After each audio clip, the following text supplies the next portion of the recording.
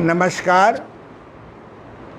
मैं प्राकृतिक चिकित्सा प्लस विशेषज्ञ योग साधक डॉक्टर ओम प्रकाश आनंद, प्रधान चिकित्सक देव अंतर्राष्ट्रीय योग प्राकृतिक चिकित्सालय गीतानगर कानपुर, प्रधान योग आचार्य देव अंतर्राष्ट्रीय योग केंद्र मोती झील कानपुर, सम्मानित प्रेसिडेंट इंटरनेशनल नेचुरोपैथी ऑर्गेनाइजेशन, शुभचिंतक सदस्य अखिल भारतीय प्राकृतिक चिकित्सा परिषद नई दिल्ली एवं महान शुभचिंतक इंडियन नेचर क्योर प्रैक्टिशनर। इन तीन संस्थाओं का नाम मैं लेना क्यों पसंद करता हूं कि जब मैं इस क्षेत्र में आया था 1969 यानी 1969 में, तब क्रमशः इन्हीं संस्थाओं ने प्राकृतिक चिकित्सा को बस बंद कर दीजिए और योग साधना को जीवित बनाए रखा। जैसा कि मैंने कल आपको बताया था, ठीक है क्यों मिस्टर नारंग, ठीक है ना? जैसा कि कल, अब बंद कर दो ना इसको, नारंग जी बंद करा दो ना। जैसा कि कल मैंने लगभग 1 घंटा चर्चा की थी, किसी अपरिहार्य कारणों से उसकी आवाज़ बहुत तेज नहीं पहुंची आपके पास, इसीलिए आपको व्हाट्सएप के द्वारा पहुंचाया भी नहीं गया। आज हम प्रयास करते हैं कि उसकी आवाज़ कैसे तेज की जाए। फिर भी मैं कुछ चर्चा करूंगा कल की। जैसा कि मैंने बताया था आपको कि इस संसार में मुख्यतः 2 प्रकार की चिकित्सा पद्धतियां प्रचलित हैं, जिसको कहते हैं औषधि विहीन चिकित्सा पद्धतियां और औषधि युक्त चिकित्सा पद्धतियां। औषधि विहीन चिकित्सा पद्धतियों में प्राकृतिक चिकित्सा के साथ योग साधना, magnet therapy, acupressure therapy, herbal therapy, laughing therapy, reiki therapy, subconscious fear outing therapy, positive auto suggestion therapy आदि, यानी जिसमें औषधियों का प्रयोग नहीं होता। अब आप कहेंगे साहब हर्बल थेरेपी तो हर में औषधियाँ प्रयोग होती नहीं, ये फैक्ट्री के द्वारा बनाई हुई औषधियों में नहीं आता। हमारे चौके में लगभग 100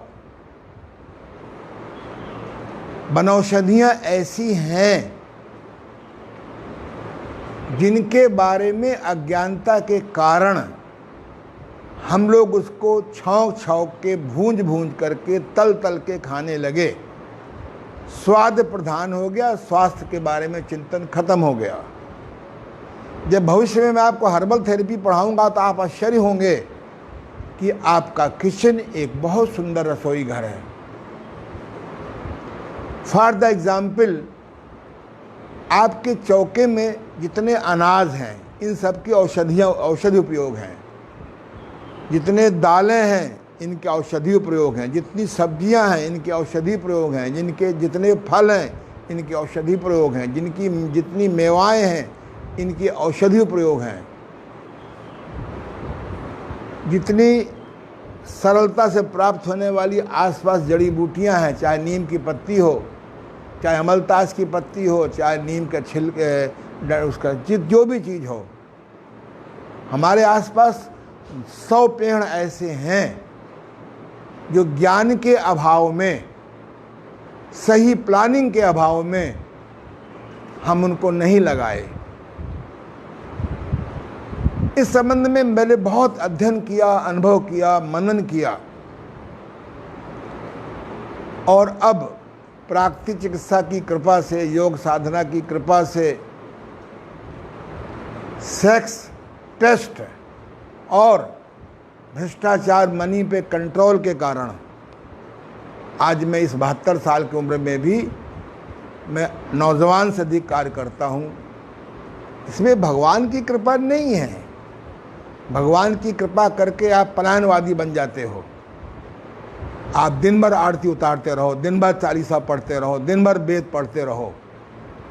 अगर आपने सेक्स पर और टेस्ट पर और भ्रष्टाचार, मनी, इजी मनी पर, लिफाफा योग पे कंट्रोल नहीं करोगे तो आप न स्वस्थ रहेंगे न दीर्घायु रहेंगे।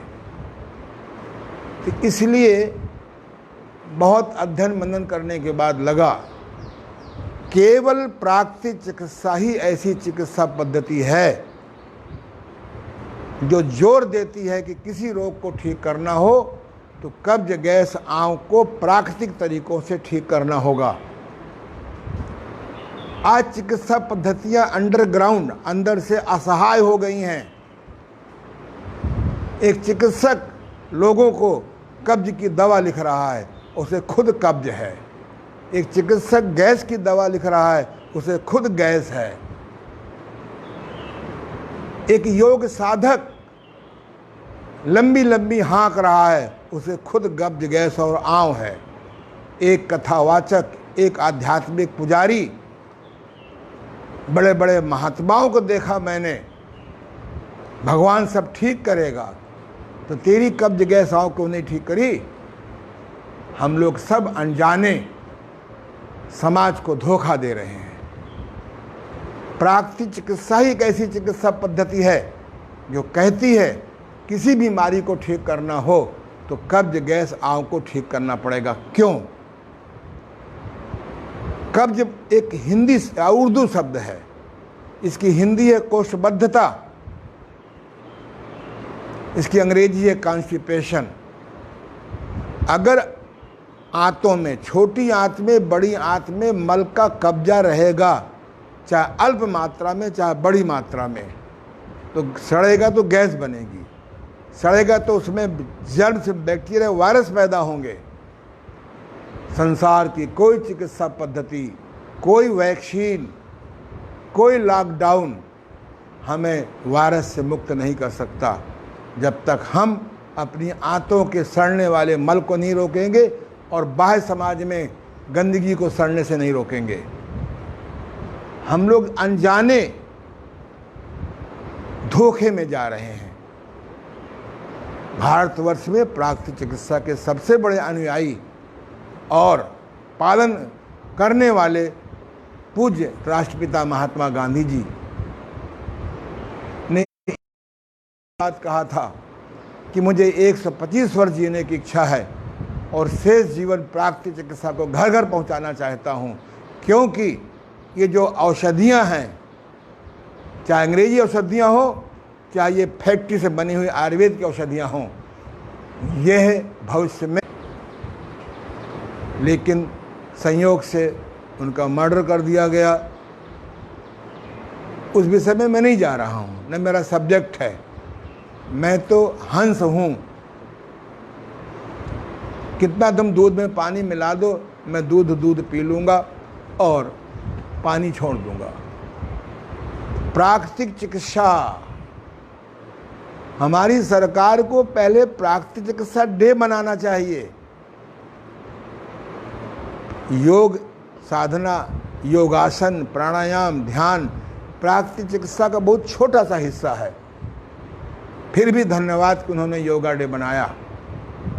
आज लोग योग भी कर रहे हैं, बीमार भी हैं। क्यों? क्योंकि प्राकृतिक चिकित्सा का सहारा नहीं लिया। प्राकृतिक चिकित्सा कहती है प्राणायाम तभी सिद्ध होगा जब आप कब्ज, गैस, आंव से मुक्त होंगे। योगासन तभी लाभ करेंगे जब कब्ज, गैस, आंव से मुक्त होंगे। अगर आपकी बड़ी आंतों में मल का कब्जा है तो वो सड़ेगा, उसमें गैस बनेगी, जर्म्स बैक्टीरिया वायरस बनेंगे और आप दुखी रहेंगे। और अगर आपने जो भोजन के 10 नियम हैं, जो कब्ज के 20 कारण हैं, इनको यदि आप नहीं हटाएंगे, इनको दूर करने का प्रयास नहीं करेंगे, तो आपको आंव बनेगी। और यह आंव कौन सा रोग नहीं पैदा करती। हम लोग एक बीमारी रूपी वृक्ष में गलतियों के जड़ को नहीं काटते हैं। पत्तियों में जो कब्ज, गैस, सांव, ब्लड प्रेशर, डायबिटीज, इंसोमिनिया, या क्या जो 5000 बीमारियां हैं, इनके लक्षणों का इलाज करते रहते हैं। और आज तो आधुनिक मेडिकल साइंस अनजाने ऐसे भटक गई है और ऐसे उसकी मार्केटिंग कर दी गई है कि जनता टेस्टिंग में ही फंसी हुई है, टेस्टिंग में ही फंसी हुई है, टेस्टिंग में ही फंसी हुई है।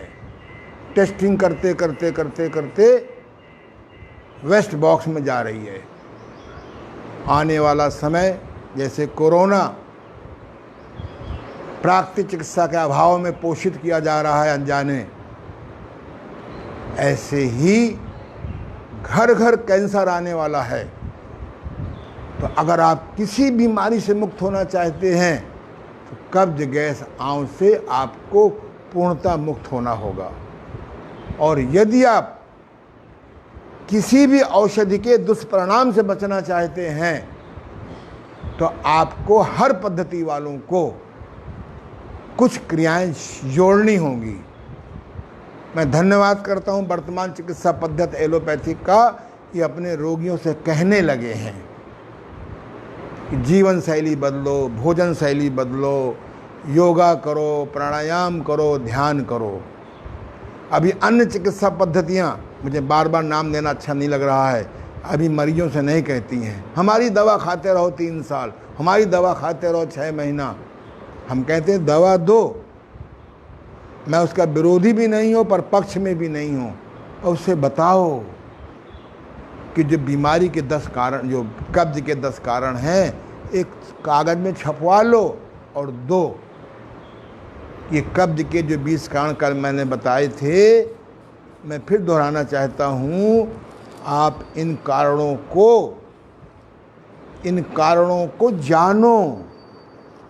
आज मैं आपको इन कारणों को दोहराने के बाद ऐसी क्रियाएं बताऊंगा कि आज आप मेरे पास आए हैं, कारण समझने में समय लगेगा, दूर करने में और समय लगेगा। ये 10 चीज़ें आप बना लीजिए, जान लीजिए। कब्ज का कारण क्या होता है? कब्ज क्या है? हम शौचालय गए, पेट नहीं साफ हुआ, संतुष्टि नहीं हुई,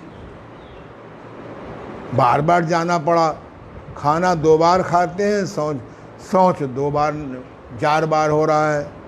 आज आम आदमी 4 बार भोजन कर रहा है, 4 बार शौचालय जाओ। जितनी बार अन्न का खाना उतनी बार पाखाना जाना। नाश्ते में ठूस ठूस के आप मल बनने वाला भोजन करते हो। बढ़ती उम्र के साथ में ऐसा नाश्ता करो जिससे कि मल न बने। मट्ठा पियो, सूप पियो, लाइव सूप पियो, जूस पियो। आप कोई भी ठोस चीज़ खाएंगे वो मल बनेगा, चाहे 10 ग्राम बने चाहे 50 ग्राम बने। You will have to go. अगर आप रोकेंगे तो आंव बनेगी, कब्ज बनेगा, गैस बनेगा। आप दोपहर में सॉलिड भोजन लीजिए, तीसरे पहर भी दाल मोठ खा रहे हैं, लैया खा रहे हैं, चना खा रहे हैं, मल बनेगा। रात में भी सोते समय दूध पी रहे। हम लोग खब्बड़ हो गए, खब्बड़ इतना खा रहे हैं और शौच नहीं हो रहा है। शौच कहाँ से हो? कैपेसिटी उसकी मान लीजिए 500 ग्राम है, मल बनना है आपका 1 किलो मल। मैं बड़ी कड़ाई से कह रहा हूँ, कोई नाराज़गी से नहीं कह रहा हूँ, आपका कल्याण हो। अन्य चिकित्सा पद्धति वालों को भी ये समझना पड़ेगा कि जब तक रोगी की कब्ज नहीं ठीक करोगे, गैस नहीं ठीक, जब तक गैस नहीं ठीक होगी तब तक आयुर्वेद के अनुसार से कुपित गैस के जो 80 रोग हैं, कफ कुपित होने पर 20 रोग होते हैं, फिर 20 गुणे 7 गुणा कर दीजिए, यह है मेडिकल नेमोलॉजी डिजीज़। जब पित्त कुपित होगा तो 80 रोग होंगे, 80 गुणे 7 गुणा करिए। और जब वायु विकार कुपित होगा तो 80 रोग होंगे, 80 गुणे 7 गुणा करिए। इसीलिए मैंने आयुर्वेद का अध्ययन किया कि मैं उसको नमस्कार करता हूँ। पर वर्तमान आयुर्वेद चिकित्सक भी भटक रहे हैं, औषधि प्रधान हो रहे हैं, पथ्य प्रधान भी होना चाहिए, शोधन प्रधान होना चाहिए। अब तो पंचकर्म के नाम से एक नया सुरूपा हो गया। पंचकर्म में 10 क्रियाएं होती हैं। 2 क्रियाओं की दुकान खोल लिया, बोले हम पंचकर्म करते हैं। मैं जगाने आया हूँ कि इस देश को पुनः सारे विश्व का गुरु बनना है, तो हमें ईमानदारी की ओर लौटना होगा। तो आइए, कब्ज के कितने कारण हैं? बिना भूख के खाना, कम भूख के खाना कब्ज का पहला कारण है। जब जानलेवा भूख लगे तब खाना खाइए।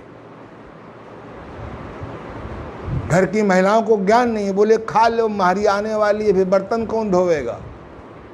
अब ऐसे बर्तन आ गए यूज एंड थ्रो। अब यूज एंड थ्रो का ज़माना आ गया है। जैसे माता पिता को यूज करने के बाद थ्रो कर रहे हो, उनको बचाओ और बर्तनों को यूज एंड थ्रो करो। दूसरा है पाचन से अधिक खाना। पूज्य महात्मा गांधी जी ने कहा है कि खाना खाते खाते अगर आपको पेट भर गया है आपके अनुसार, अगर 2 कौर बच जाता है, 1 कौर बच जाता है, उसको छोड़ दो। साधना बहुत कठिन है, हैं? यहाँ तो लोग बोले 2 रोटी बची हैं, खा लो। उस कूड़े घर में जाने से अच्छा है कि अपने पेट को कूड़ा बनाओ। पाचन से अधिक खाना, अनियमित आहार करना। कल मैंने कहा था एक रेंज बांध लो, हमको 2 से 3 बजे के बीच में खाना खा लेना है, हमको 7 से 8 के बीच में खाना खा लेना है, हमको प्रातः 8 से 9 के बीच में अपना ब्रेकफास्ट ले लेना है, हमको 2 से 3, 3 से 4 के बीच में अपना, या 4 से 5 के बीच में जो भी आपका अच्छा बुरा नाश्ता हो ले लेना है। अनियमित आहार नहीं चलेगा। शौचालय में गंदगी है, शौचालय और गंदगी साफ करिए। कल मैंने आपसे कहा था कि पूज्य महात्मा गांधी जी ने कहा है कि मंदिर को तो साफ सुथरा रखिए ही। अब इन लोगों को मंदिर का अर्थ नहीं मालूम है। मंदिर माने होता है जहाँ मन को अंदर करने की कला सिखाई जाए, जहाँ मन को अंदर करने की कला सिखाई जाए।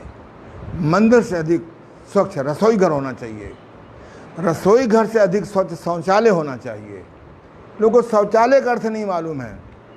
शौचालय का अर्थ होता है शौच माने शुचिता, शौच माने स्वच्छता, जहाँ पर जाने के बाद हमारा बॉडी स्वच्छ हो जाए। शौच माने टट्टी नहीं होता, पेशाब नहीं होता।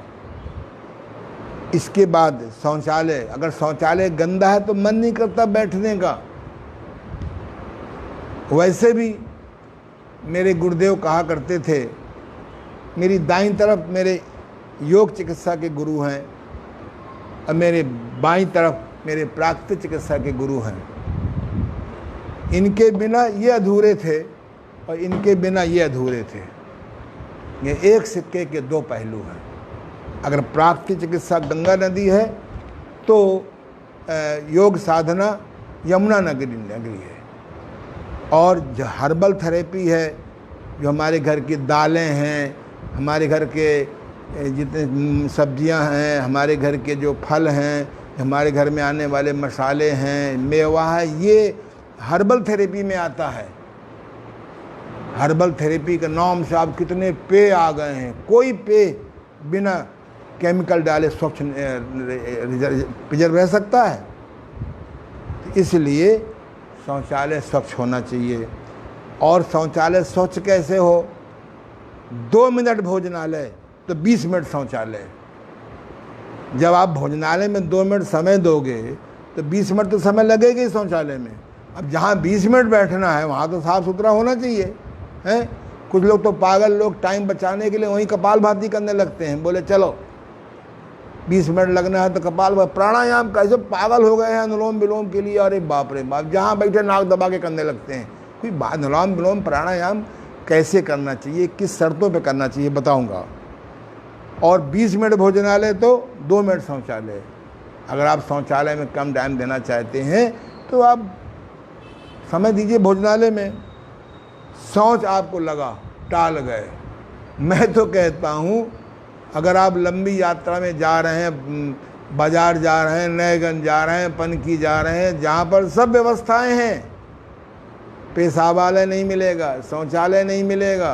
अभी नवीन मार्केट में बनाया गया, बहुत अच्छे बनाई सरकार ने, आदमी रखे गए वहाँ पे, अभी गया सब गंदे पड़े हैं। राष्ट्रीयता नहीं है, ईमानदारी नहीं है। अब इसमें सरकार क्या करेगी? नीचे के अधिकारियों का काम है कि उसकी इंक्वायरी करें। वहाँ शौच रोकना पड़ेगा, पेशाब रोकना पड़ेगा। तो हमारी इंग्लिश डॉक्टरों ने एक बहुत अच्छी व्यवस्था की है, जागते रहो, ये डायपर बांध के जाओ। मेरी बात मजाक में लग रही है। बच्चों को डायपर बांधते हो कि टट्टी पेशाब न रोके? आप भी बांध के जाओ। नहीं व्यवस्था है तो करो, घर में आके फेंको और बीमार पड़ जाओगे। है ये मेरी नई रिसर्च है। बूढ़े लोगों को हर थोड़ी देर पेशाब लगता है, महिलाओं को हर थोड़ी पेशाब लगता है। पेशाब रोकना, सिर्फ पेशाब कभी मत रोको। जानवरों से सीखो, जानवर उड़ता जा रहा है, उसको पेशाब लगता है, शौच लगता है, प्रोग्रामिंग कर देता है। चाहे उसमें नीचे प्रधानमंत्री बैठे हो, चाहे मुख्यमंत्री बैठे हों, उसको किसी का डर नहीं है। वो सिखाता है कि अगर आप ऐसा ना कर सको तो कम से कम जाओ तो। मैं गुमटी में एक दुकान में जाता था, बड़े धार्मिक हैं, बड़ी धार्मिकता लगा रखी है, और जब देखो राधे राधे, राम राम, बापू बापू बापू। उनके यहाँ शौचालय था तो मैं शौचालय पूछ करके चला जाता था, और सामान नहीं भी लेता था तो 400-500 का सामान भी ले लेता था उनसे। कुछ दिनों बाद बोले कहना गुरुजी हमने उस शौचालय को बंद कर दिया। हमने कहा क्यों? उन्होंने अपने नौकरों को गाली देते हुए कहा, इनडायरेक्टली साथ मुझे भी दे रहे थे, मैं उस शब्द का नहीं प्रयोग करना चाहता हूँ। तो मैंने कहा इनको शौच पेशाब लगता है तो कहाँ जाते हैं? बोले ऊपर 4थे खंड में। भगवान का नाम लेते हो और जिनकी वजह से तुम आज करोड़पति हो गए हो, उन्हें गाली देते हो। लोग टट्टी पेशाब का महत्व ही नहीं समझते हैं। ये पहला प्रधानमंत्री जिन्होंने शौचालय पर जोर दिया। शौचालय जगह जगह होना चाहिए, गंदगी नहीं होना चाहिए, पानी की सही व्यवस्था होना चाहिए। बड़े बड़े क्लब वाले बड़ी बड़ी बातें करते हैं, अरे केवल शौचालय बनावें, उनकी सही सुविधा करें। अगला है शौच में जोर नहीं लगाना चाहिए। अगर शौच में जोर लगाएंगे तो आंतों में सूजन आ जाएगी। अगर आ गई है तो कैसे ठीक करें, इसका उपाय बताऊंगा आपको। शौच के बेग को मत रोकिए, टालिए नहीं। दस्तावर दवाइयाँ, यद्यपि कब्ज की दवा दस्तावर दवाइयाँ ही हैं, लेकिन दस्तावर दवाइयाँ वैसे ही हैं जैसे कोई जानवर चल ना पा रहा। हम लोग पहले छोटे में बैलगाड़ी में चलते थे, गांव से कस्बे में आते थे, तो जब इसमें औगी होती थी, औगी डंडी लकड़ी की होती, तो आगे कील लगी होती थी। जब वो नहीं चलता था तो कील ठोंक देते, तो भागता था बड़ी जोर से। ये उसी प्रकार से ये कब्ज की जो दस्तावर दवाइयाँ हैं, ये हमारी आंतों को कमज़ोर करती हैं। मैं इसका बहुत विरोधी भी नहीं, इमरजेंसी में इनकी क्रिया है। मैंने अपनी कब्ज गैस की पुस्तक में लिखा है, उसकी विधि है। ये नहीं कि दिन भर बिना भूख के खाओ, कम भूख में खाओ, बिना चबाए खाना खाओ, टट्टी पेशाब के बेग को रोको और रात को गोली खा के सो जाओ। अरे साहब ये दवा खाती है, हमारा धड़ाक से शौच हो जाता है।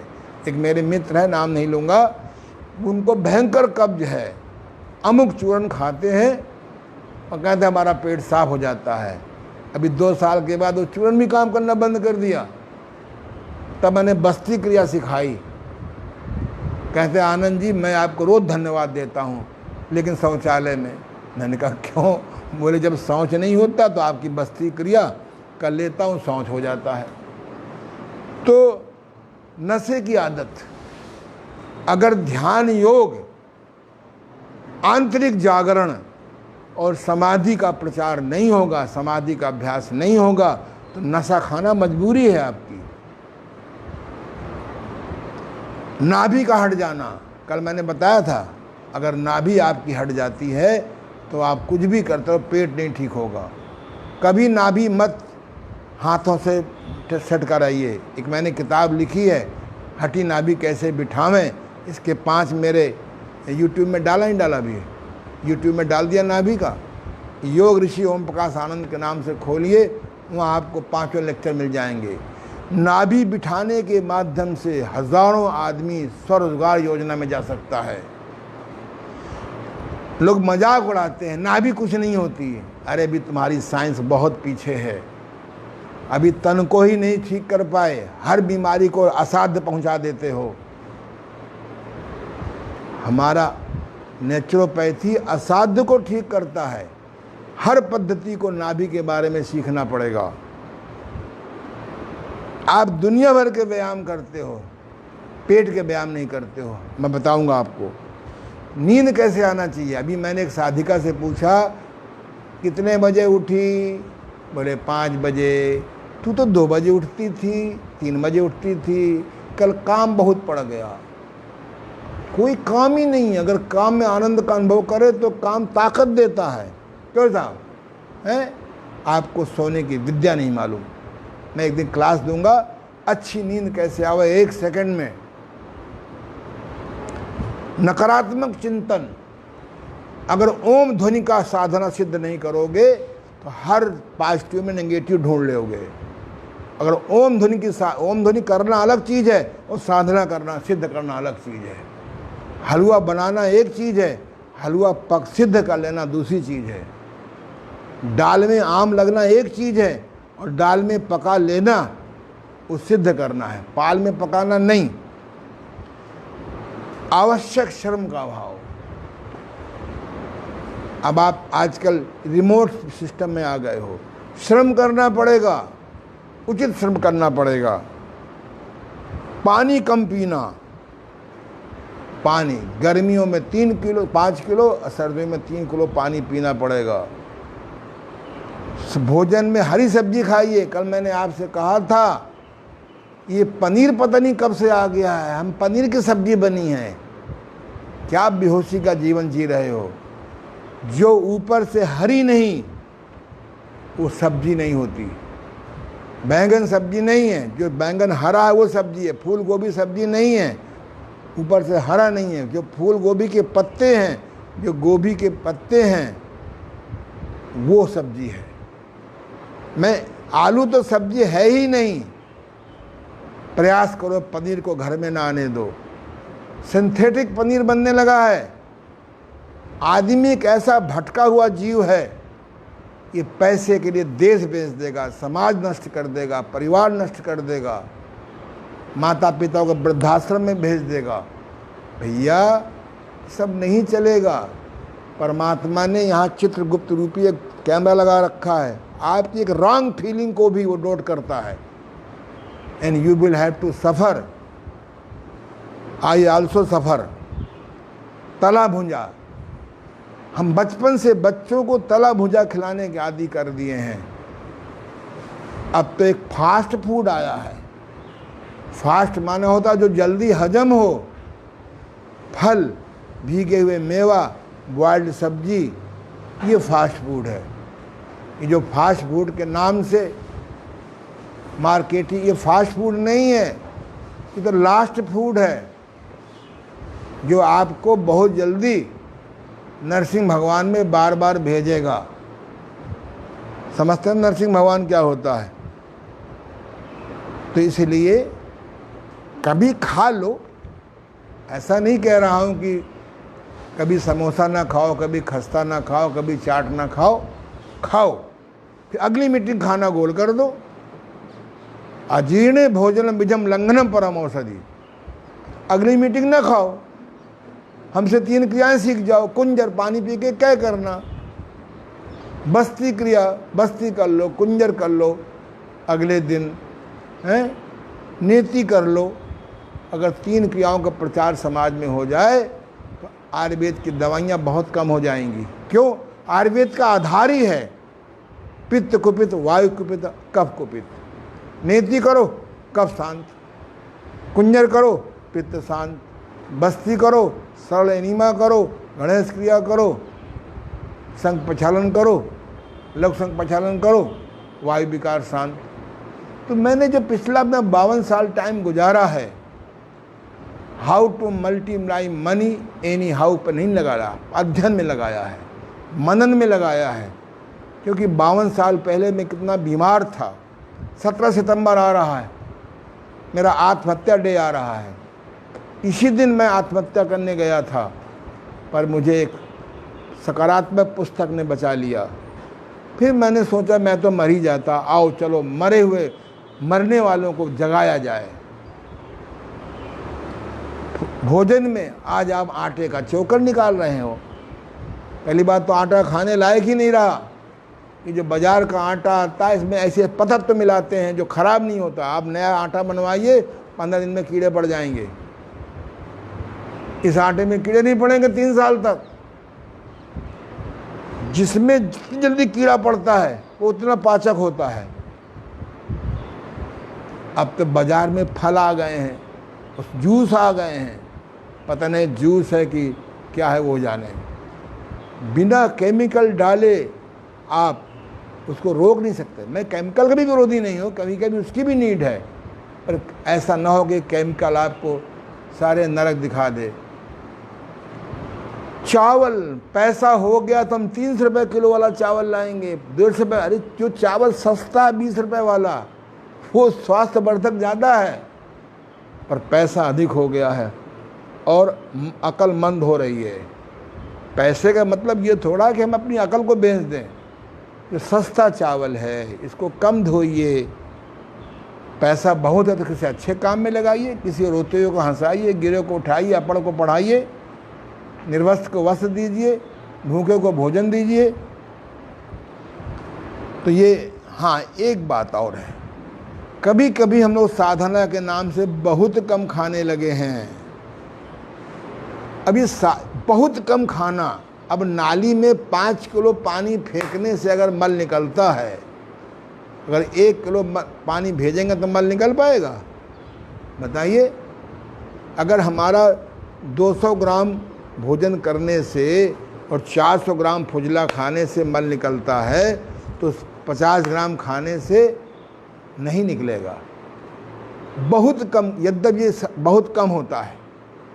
आजकल डाइटिंग की सख्ती के मारे लोग इतना कम खाने लगे हैं कि वजन घट भी जाता है तो ये हेमोग्लोबिन कम हो गया, चलने में चक्कर आ रहा है, चेहरे की चमक खत्म हो गई है। रॉन्ग डाइटिंग है। आप मेरे पास आओ, मेरे जैसे अनुभवी के पास जाओ जो नेचुरोपैथी का अनुभवी है। डिग्रीधारियों को मैं सम्मान करता हूँ, पर डिग्रीधारियों को हम जैसे नॉन डिग्रीधारी के पास कुछ दिन रहना चाहिए शिष्य बन करके। बड़े बड़े इंजीनियर जो पढ़ के आते हैं वो अपने पुराने असिस्टेंट से कुछ सीखते हैं, नहीं सीखते? बताइए। उसको प्रैक्टिकल अनुभव है, तुम किताबी अनुभव है। आइए, ये मैंने इसलिए दोहराया आपको। अब सवाल ये है कि जब कोई रोगी मेरे पास आता है, ये बातें सम्मानने में महीनों सालों लग जाएंगे। जो कुसंस्कार पड़ जाते हैं उसको मिटाने में समय लगता है। बीना झा शकल नहीं दिखाई पड़ रही, इधर बैठो, सुन रही है कि गोलमाल कर रही है। और मुझे मालूम है, मैं तो देखो अब दिखाई पड़ रहा है कि तो सुनने की कोशिश कर रही है। वहाँ समाधि में चली जाओ। जब समाधि कहा जाता है तो समाधि नहीं लगती है। जब कहता हूँ सुनो तो सुनाई नहीं पड़ता। आज मैं आपको, जब मेरे पास कोई रोगी आता है तो मैं भाषण नहीं देता हूँ ये पहले 20 नियम का पालन करो। सबसे पहले मैं उस रोगी को मल निकालता हूँ। जब भी कोई रोगी मेरे पास आता है मैं उसको मिट्टी की पट्टी, दिखाओ बेटा, ये पेज नंबर 8 नंबर है, उल्टा रख लो, सब उल्टा करो। नंबर डलवाए हैं पीछे मैंने। उल्टा करो उसको, सब वो उल्टा रखो, वो जो प्रदर्शनी है उसको उल्टा रख दो, सब ढूंढने में आसानी रहेगी बेटा। उफ, मैं जो कह रहा हूँ सुनता नहीं है पागल आदमी। ऐसे उल्टा रखो, सब उल्टा करो, नंबर पीछे पड़ा हुआ, जो मैं नंबर बोलूँगा सो करो। एक और प्रॉब्लम है, अनुभवी आदमी का नान अनुभवी सुनना नहीं चाहता। 8 नंबर है ना, अब बैठ जाओ जब मैं कहूँगा तब। एक मैं आपको फिगर दिखा रहा हूँ, अगर इस क्रिया का प्रचार घर घर पहुँचा दिया जाए तो आपको बहुत दवाओं से बचत हो जाएगी। ये है पेड़ों पर मिट्टी की पट्टी। अब दिखाओ, अगर आपको मिट्टी का गुण मालूम हो जाए और मिट्टी की पट्टी बनाना आ जाए जो बहुत सरल है, और रखना आ जाए, अगर आप आधा घंटे 15 मिनट डेली पेड़ों पर नाभि के नीचे मिट्टी की पट्टी रखें तो आंतों का जमा हुआ मल धीरे धीरे डिज़ॉल्व हो जाता है। जैसे बर्फ़ जहाँ रखी है उसकी फ्रिज को बंद कर दो आधा घंटे के अंदर, या बर्फ़ निकाल के बाहर रख दो तो पिघलना शुरू हो जाती है। ऐसे पेड़ों पर मिट्टी की पट्टी, आप किसी अपने निकट के अनुभवी प्राकृतिक चिकित्सालय पे जाइए, वहाँ 8-10 दिन जा कर के वहाँ कायाकल्प करिए, हर क्रिया सीख लीजिए। ये तो हर मोहल्ले में नरसिंह भगवान पहुँच गए हैं, ये तुमको छोड़ेंगे नहीं। ये पेड़ों पर मिट्टी की पट्टी चढ़ी हुई है।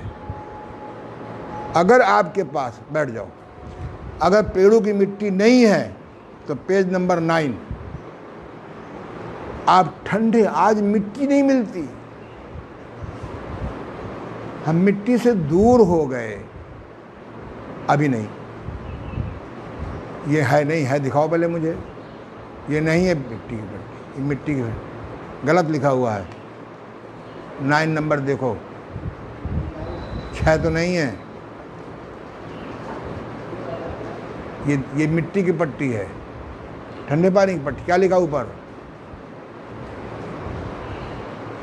रोज ध्यान में बैठो तो लिखने वाला भी सही हो, करने वाला भी सही हो।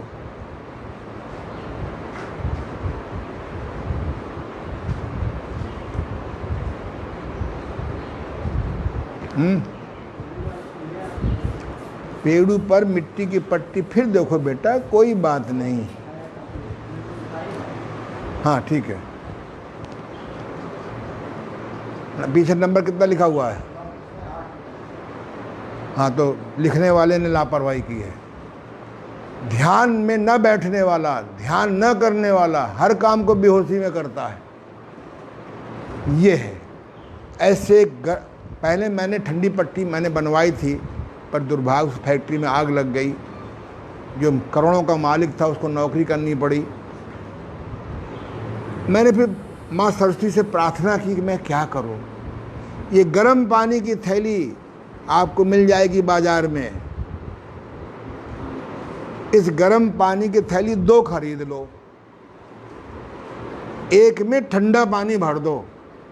भरने भी अकल मारना, आप जब पानी भरेंगे तो ये 1 किलो 1.25 किलो पानी भरिए, इसे बंद कर दीजिए, हवा नहीं बीच में आनी चाहिए।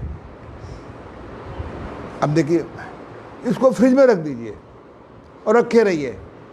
1 किलो पानी साल भर काम करेगा, क्योंकि आने वाले समय में पानी का भी संकट है। अभी अफगानिस्तान की रिपोर्ट आई है कि वहाँ इतने डॉलर में पानी मिल रहा है। क्यों साहब, नहीं पढ़ा आपने?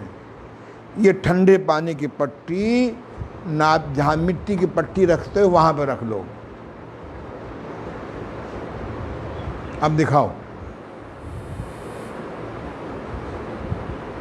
ये देखो, आप कपड़ा बहुत ठंडा हो तो बनियान के ऊपर से रखो, कम ठंडा हो तो आप बनियान हटा के रखो। अगर आपके पेट बहुत चौड़ा है तो ऐसे 2 पट्टी रखो, एक यहाँ एक यहाँ, कवर होना चाहिए। आप 15 मिट्टी की पट्टी के स्थान पे ठंडे पानी की पट्टी रख सकते हो, क्योंकि कब्ज होते होते, आंतों में मल जमा होते होते वो सड़ने लगता है, उसमें गर्मी आ जाती है, उसका पानी का डिहाइड्रेशन हो जाता है। तो जब आप ठंडी पट्टी रखेंगे या ऐसे आप सेंकिए, हैं ऐसे सेंकिए, है ना, तो आपका जब मल की गर्मी शांत होगी, ऊपर से पानी पिएंगे तो मल के अंदर डिज़ॉल्वनेस आ जाएगी। अब ये मिट्टी मिलना मुश्किल हमारे यहाँ भी हो रहा है, तो ये गर्म पानी की थैली से आप पेड़ों की गर्मी को शांत करिए, पेड़ों का जो डिहाइड्रेशन है उसको दूर करने में सहायता करिए। अब बहुत जब एडवांस कोर्स जाने तो एक आता है आपका ये टब बाथ। मैं कभी आपको इस पर क्लास लूँगा, इसका नाम है कूने ठंडा घर्षण कट स्नान। आज प्राकृतिक चिकित्सालय में अनजाने ज्ञान के अभाव में या लोभ के अभाव में पानी को ठंडा नहीं किया जाता। इस क्रिया की जिसने खोज की है उसका नाम है जर्मनी के father of naturopath mister Louis कोने ने लिखा है कि पानी का टेम्परेचर तापक्रम इतना होना चाहिए कि हमारा जो बॉडी का टेम्परेचर है उसका कम से कम 35 डिग्री 40 डिग्री का अंतर होना चाहिए। 65 डिग्री के आसपास जब पानी ठंडा होगा तब जा कर के ये पेड़ू ठंडा होगा, तब मल की सड़ान रुकेगी। इस टब बाथ के बारे में कभी चर्चा करूँगा। अगर इस क्रिया का प्रचार ये घर घर टब पहुँचा दिया जाए, तकियादार टब, कल दिखाऊंगा आपको, कल्याण बेटा। इस तकियादार टब रोगी था, दवा खाते खाते 16 बीमारी हो गई थी, तो मेरे गुरुदेव ने 65 डिग्री फ़ारेनहाइट का हिब्बात देते थे और शाम को 55 डिग्री फ़ारेनहाइट का महन स्नान देते थे, और सप्ताह ऐसे क्रियाएं बटी थी। और मेरी 17 बीमारी 3 महीने में जड़ से ठीक हो गई।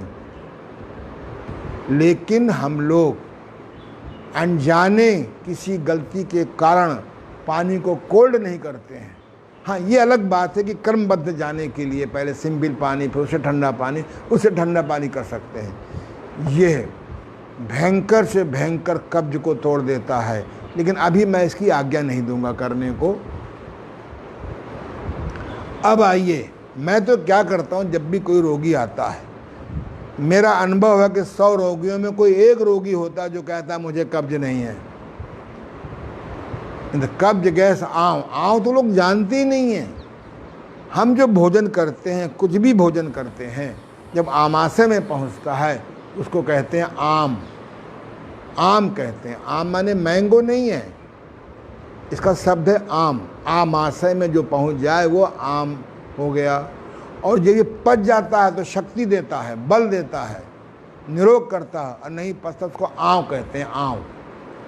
शुरुआत में बिना कफ के आँव होता है, फिर आँव बनने लगती है, आँव टपक टपक के गिरती है। जब उसको हम एनीमा कराते हैं, बस्ती कराते हैं, गणेश क्रिया कराते हैं, तो कहता अरे साहब आँव आ रही है। अरे मैंने कहा प्रभु कहो आँव जा रही है। डॉक्टर लोग बैल आँव को रोक देते हैं। आँव के रोकने से कितनी हानि होती है। डॉक्टर लिनलॉर्ड, जो mister Louis Kuhne father of naturopathy के 2 शिष्य, doctor Lindlahr MD, doctor Kellogg MD, America के 2 डॉक्टरों ने अपनी प्रॉपर्टी बेच के 2-3 साल लुई कोने के पास रहे। उन्होंने किताब लिखी, philosophy of nature cure, practice of nature cure, अब हिंदी में आ गई है। तो उन्होंने बताया कि शुरुआत में म्यूकस फ्री आँव होती है, फिर सब म्यूकस आँव होती है, फिर हर चीज़ की आँव ही बनती है। मेरे पास एक महान सज्जन आए थे, बहुत बड़े पद में थे, वो शहद भी खाते थे तो आँव बन जाती थी। एक बड़े फेमस प्राकृतिक चिकित्सालय में रहे और लेकिन नहीं ठीक हुए। फिर मेरे पास आए, देखा नाभि हटी थी उनकी, 4 अंगुल 3 अंगुल नाभि हटी थी। मैंने नाभि बिठाई, टब में बिठाया, कुछ दिन सूप जूस फल पे रखा, आज वो और मैग्नेटिक बेल्ट बांधी, बिल्कुल स्वस्थ है। वो हैरान है मैंने कहा मैं इसीलिए लिखता हूँ नेचुरोपैथी प्लस। अगर हम नेचुरोपैथी के साथ में हम ट्रक से बहुत काम लेना चाहते हैं, उसमें 4 पहिए लगे होते हैं ट्रक में। अब आजकल ऐसे ट्रक आ गए हैं कि उनमें 8 पहिए लगे होते हैं, नहीं लगे होते हैं। तो आपको नेचुरोपैथी प्लस समझना होगा। मैं समझाऊंगा 5 दिनों के बीच में। तो ये मैंने बताया। अब मैं आपको जो क्रिया बताने जा रहा हूँ, मेरे देश के बहुत अच्छे पायनियर हैं, प्राकृतिक विशुद्ध प्राकृतिक चिकित्सा के पायनियर। एक बार हम लोग बैठे थे, हम लोगों ने उनसे कहा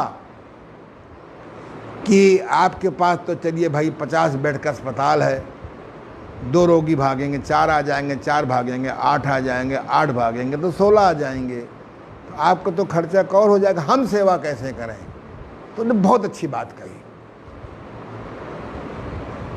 उनका नाम लेने मुझे खुशी होती है। गोरखपुर के आरोग्य मंदिर के डॉक्टर श्री विट्ठल दास जी मोदी, उनको बड़ा नेचुरोपैथी पे कमांड था। पर अब विशुद्ध नेचुरोपैथी नहीं चलेगी, किसी के पास टाइम नहीं है, महीना 2 महीना 3 महीना रहने का है टाइम, घर बर्बाद हो जाएगा। तो उन्होंने कहा कि यदि आपको मिट्टी की पट्टी बनाना आता हो, मिट्टी की पट्टी के गुण मालूम हो, ठंडे पानी की पट्टी मैं जोड़ रहा हूँ, उस समय नहीं थी, ठंडे पानी की पट्टी रखना आता हो, और आपको सही ढंग से उपवास कराने की कला मालूम हो, और एक बस एनीमा हो आपके पास, तो 100 में दवा से निराश 90 रोगियों में, 100 रोगियों में 90 रोगी को आप सुख पहुंचा सकते हैं। ये है प्राकृतिक चिकित्सा। आज हर गांव में एम्स खोले जा रहे हैं। धन्य हमारी सरकार और सरकार के मुखिया। एक एम्स तो चला नहीं पा रहे हो, एक अस्पताल तो चला नहीं पा रहा है भ्रष्टाचार देश में। एम्स के डॉक्टर कहाँ से पाओगे, एम्स की दवाएं कहाँ से पाओगे, ईमानदार आदमी कहाँ से पाओगे। यदि प्राकृतिक चिकित्सा की 10 दिन की ट्रेनिंग दे दी जाए, जो मैं चाहता हूँ, तो मैं दावे से कहता हूँ कि 100 में 90 रोगी आप उनको दवाओं से मुक्त कर देंगे या कम कर देंगे। घर घर नेचुरोपैथी तभी फैलेगी जब प्राकृतिक, सरल प्राकृतिक सा पहुँचाई जाएगी। तो आइए, एक एनीमा डिब्बा होता है, रोगियों को लिटा देते हैं, कल मैं दिखाऊंगा आपको। उसके बाद एक डब्बा टांग देते हैं, डब्बे में पानी भर देते हैं, उसमें नींबू का रस मिला लेते हैं। रोगी से अधिक पैसा लेने के लिए या ज्ञान जल्दी लाभ पहुंचाने के लिए उसमें कुछ आप औषधि डाल दीजिए, नीम का पत्ती डाल दीजिए, फलाने डाल दीजिए, अमलतास डाल दीजिए, जैसे आपका ज्ञान हो या जिसमें रोगी से। मैं इसकी ज़रूरत कोई नहीं है, केवल गुनगुना पानी या नींबू डाल दो। बहुत जल्दी ठीक करना हो तो गाय का पेशाब से एनीमा करा दो, या स्वयं का पेशाब इकट्ठा कर लो दिन भर, उससे ले लो। अपने पेशाब में कोई पैसा खर्च होगा, बताइए आप, हैं? होगा पैसा खर्च? आप बताओ अंकुर जी, है अपना पेशाब पैसे से मिलेगा? आप केवल रोगी को 8-10 दिन पहले निष्कासक एनीमा दे दीजिए, कुछ दिनों के बाद शक्तिदायी एनीमा दे दीजिए। पर एनीमा अगर आप सीख भी लेओगे किसी चिकित्सालय में, तो घर में आपके पास जगह नहीं है। आदमी रह रहे हैं 10, शौचालय है 1। कोई कब्ज का रोगी अंदर चला गया तो निकलता नहीं जब तक कि भड़बड़ाओ नहीं उसको। मैं प्रैक्टिकल बात बता रहा हूँ। मैं तो कह रहा हूँ 2 आदमी घर में हो तो 2 शौचालय हों, 3 आदमी तो 3 शौचालय हों, जितने आदमी उतने शौचालय। खैर नई व्यवस्था में हो गया, हर कमरे में शौचालय बन गया, बाथरूम बन गया। नहीं बन गया, कुछ अच्छा ही है। मैंने इस क्रिया को डेवलप किया। आजकल कोलन थेरेपी के नाम से बहुत अच्छा यंत्र डेवलप हुआ है, लेकिन 1000 रुपया हो तब कोलन थेरेपी कराओ। हमको नेचुरोपैथी को कारपोरेट के हाथ में मत जाने दीजिए। धनवानों के लिए ठीक है, पर गरीब आदमी क्या करेगा? तो उसको देख करके मैंने एक नई क्रिया डेवलप करी। ये सिंपली सी ट्यूब है, ये केन है, जो मेडिकल स्टोर में मिल जाता है। इसकी टोंटी एक तरफ की काट दीजिए और इसमें आप ऐसे लगा दीजिए, बार बार हट जाए, फेविकोल लगा के लगा दो, जाम हो जाएगा। घर बड़े शौचालय में 3 तरह की टोटी होती हैं। पैसा कम है तो छोटे साइज़ की टोटी, पैसा ज़्यादा है तो बड़े साइज मध्यम साइज़ की टोटी, पैसा बहुत ज़्यादा है तो बड़ी ऊंची टोटी, उसका भी कनेक्टर नहीं बना है। और अगर और ज़्यादा पैसा है तो शौचालय में पानी नहीं मिलेगा। ये है विकासवाद। आप इस प्रकार की ट्यूब बना लीजिए।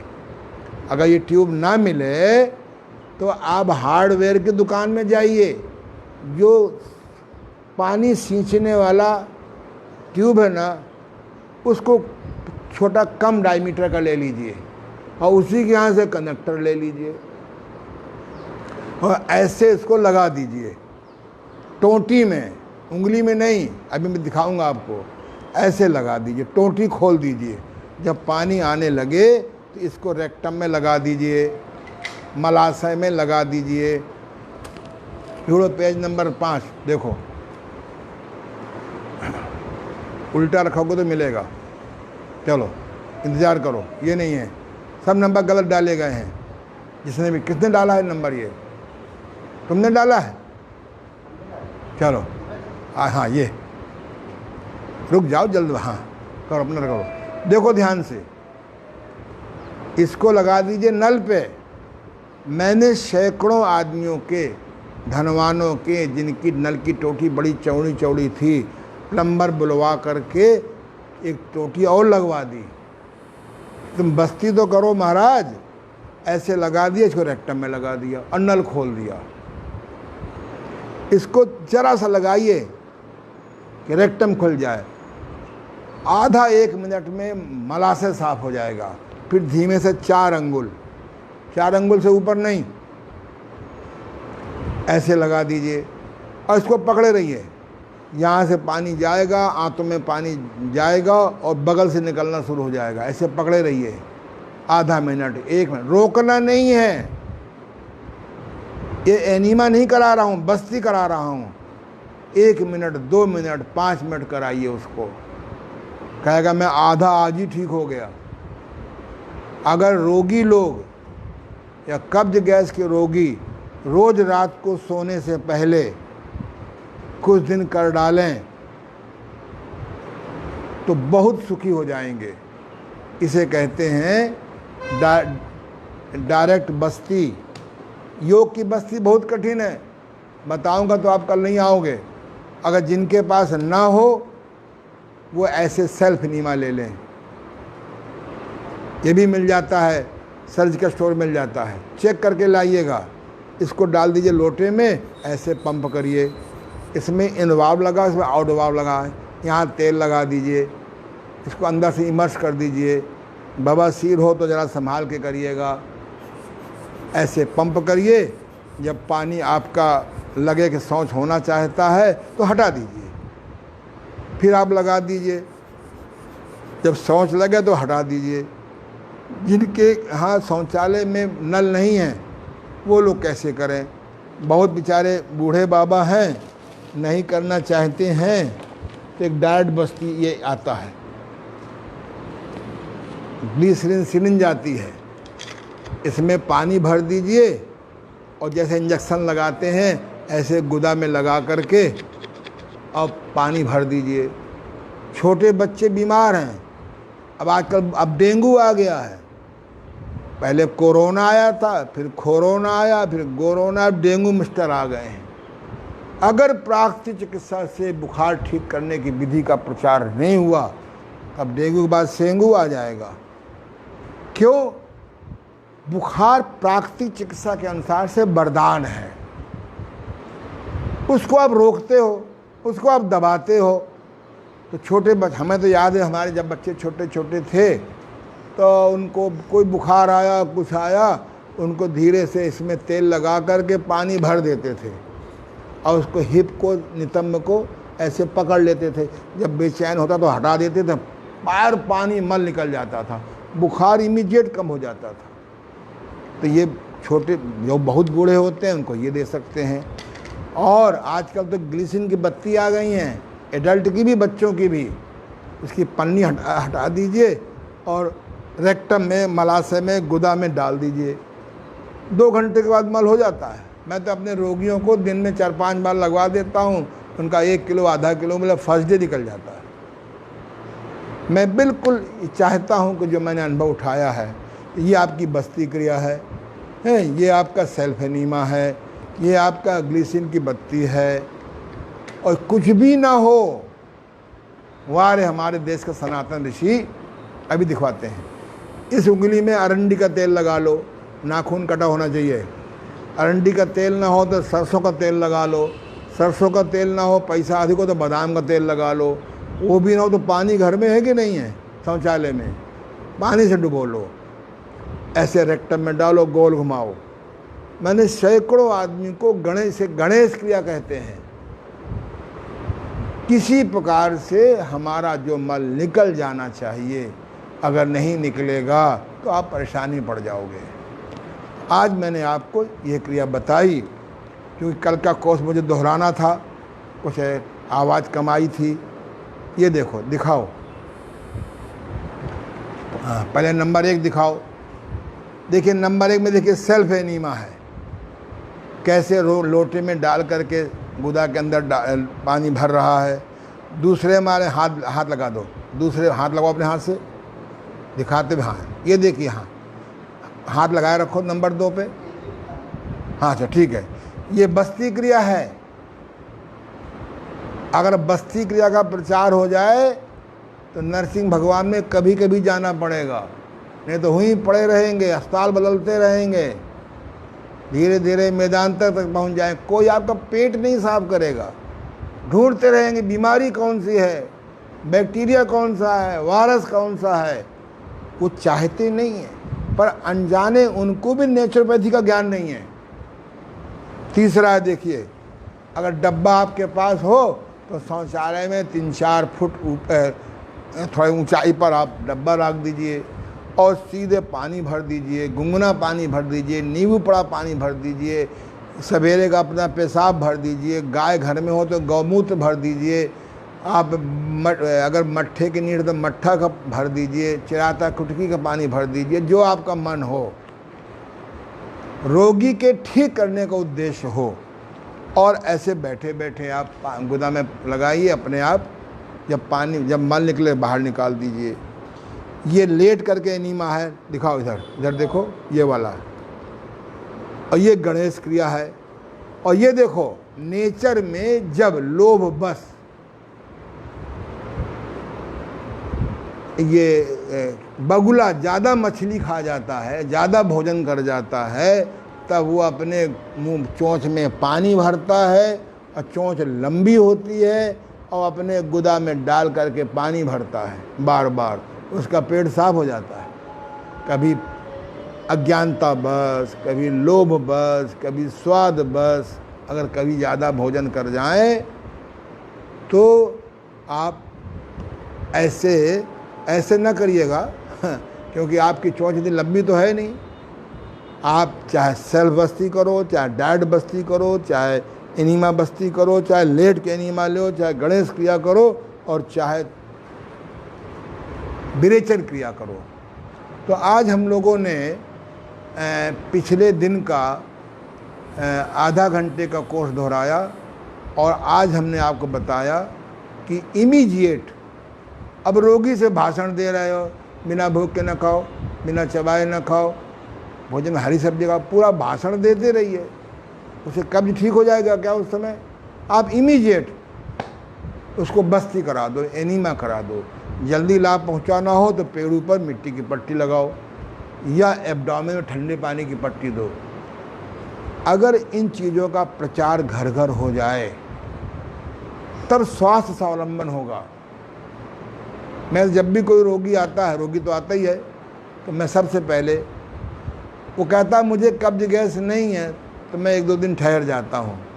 फिर जब मैं किताब पढ़ाता हूँ कब्ज किसे कहते हैं, गैस किसे कहते हैं, तो फिर कहता है नहीं करा दीजिए। इसलिए आज मैंने आपको इस दूसरे दिन मैं प्रयास कर रहा हूँ कि कल का जो वीडियो था जो मैंने भेजा नहीं अभी आपको किसी को, आज उसकी आवाज़ किसी टेक्नोलॉजी से ज़रा बढ़ा दूं तो कल आपको सुनने को मिल जाए और आज मिल जाए। और मैंने कल निवेदन किया था कि आप अपने दुश्मनों को चाहे न शेयर करिए,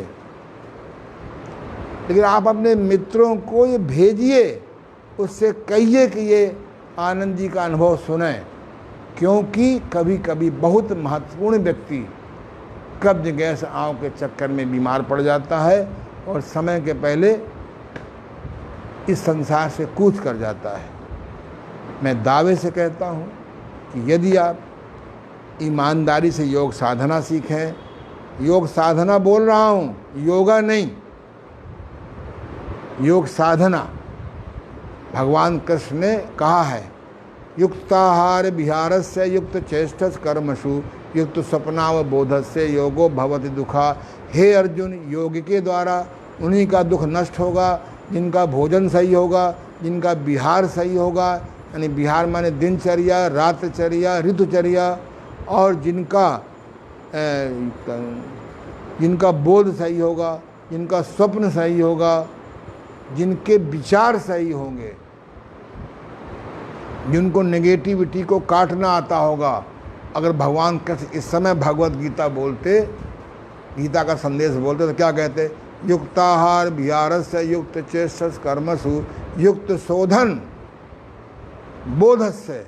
उस समय शोधन की आवश्यकता नहीं थी, श्रम में जीवन था, जंगल थे, प्राकृतिक भोजन था, आज की तरह असंयम, अश्लीलता, सत्यानाश ब्रेन को करने वाले ये वीडियो नहीं थे, स्मार्टफोन नहीं था, टीवी नहीं था, जो मनोरंजन के नाम से ये जो बम्बई में के सत्यानाशी हीरो हीरोइन हैं ये नहीं थे। थोड़ा दुनिया बदल गई है, इसलिए संसार भी बदल गया है। मेरी कुछ बातें आपको बड़ी अच्छी नहीं लगी होंगी, क्योंकि सत्य कभी भी मीठा नहीं होता। सत्य बोलने वाले मीठा प्रयास करके नहीं बोल पाते, क्योंकि सत्य जो है मन का नहीं होता। मुझे बड़ी इच्छा है कि आप लोग कब्ज गैस आंव से मुक्त हों। कल का बहुत महत्वपूर्ण आगे का पाठ है। आप सबको बहुत बहुत धन्यवाद। आपको कोई सवाल हो आप कमेंट में आप लिख दीजिए, मैं जवाब देने का प्रयास करूंगा। आपको कोई सुझाव हो पॉजिटिव तो वो आप कमेंट में लिख दीजिए, मैं उसको दूर करने का प्रयास करूंगा।